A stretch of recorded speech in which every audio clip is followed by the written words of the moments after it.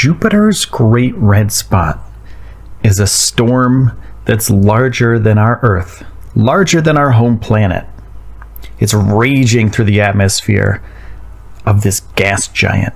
Planetary scientists think that it's been going on since the mid-1600s, but there's a current version that people have been investigating since about 1830. They used telescopes and spacecrafts to see it close up. Juno, which is one of NASA's spacecraft, have gotten very close to the spot while orbiting Jupiter, and it's returned some of the highest resolution images of the planet and the Great Red Spot. And it's given scientists a new look on one of the oldest known storms in our solar system. This storm is an anticyclonic storm in a high-pressure zone in Jupiter's clouds. And it doesn't rotate clockwise, it rotates the other way, counterclockwise. And it takes about 6 of our own Earth days to make a trip around Jupiter. And this storm has clouds in it. They may be many kilometers above the other cloud decks on the surface, but jet streams to its north and south keep the spot at the same latitude as it goes around the planet. And the Great Red Spot is actually red, but it's not always red.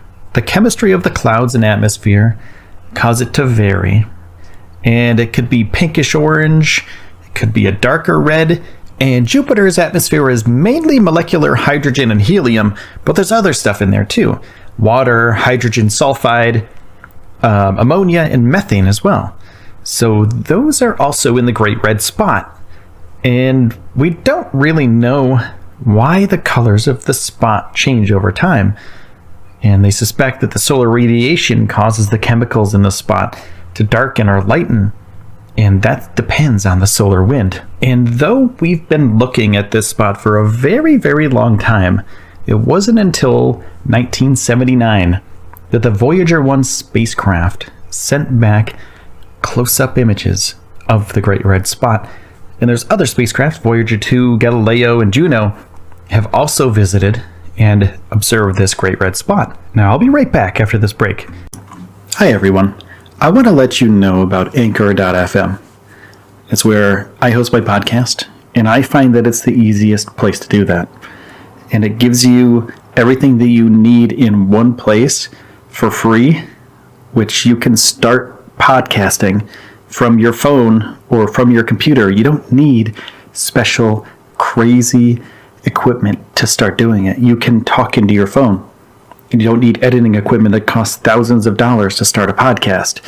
You can do it from anywhere. And when you're done recording your episode, Anchor.fm will distribute it so it can be heard everywhere on Spotify, Apple Podcasts, Google Podcasts, Stitcher, every place that podcasts can be heard.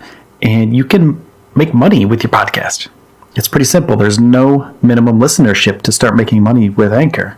So if you want to make a little bit of money while having a cool podcast, well, download the Anchor app or go to Anchor.fm to get started.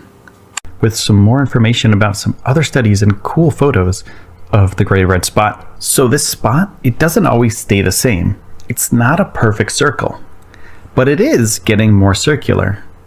For the longest time, they thought that the spot was only going to be 2 Earths wide. But over time, it shrank.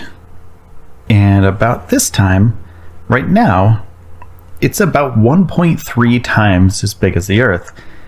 And it's shrinking, it's getting smaller. But no one's quite sure what's happening. Could it be that the storm is just dissipating? It's losing momentum, and everything that's in the storm is maybe going out into the atmosphere of Jupiter, and the molecules and the things in the clouds are just kind of going every place else on the planet.